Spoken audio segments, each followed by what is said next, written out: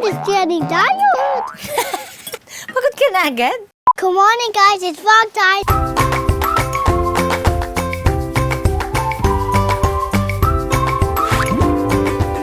Hi, Mom. What are you doing? I'm making breakfast for Ate. It's a hamcheeza. Me too. Okay, let's make it.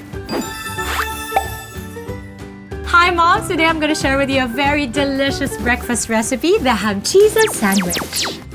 Here are the ingredients for easy reference. First, whisk the milk. Yes. Okay. And I'm gonna crack the egg. Okay, crack the egg, love.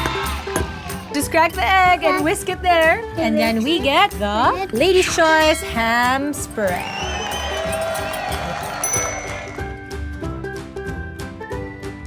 We're going to put ham and cheese. Melt some butter. Are you okay with your whisking there? My hand is getting tired. Pagod ka na agad? Wait. Carefully dip.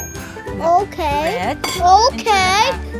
And then we're going to put that sa pan. Okay, and then we're gonna flip that and press on it. And we are done. The bang. Try that, Alonzo. For your kids' next breakfast snack, try the Hamcheeza with the Lady's Choice meaty spread. I'll give this to Ate. Like, share, and subscribe.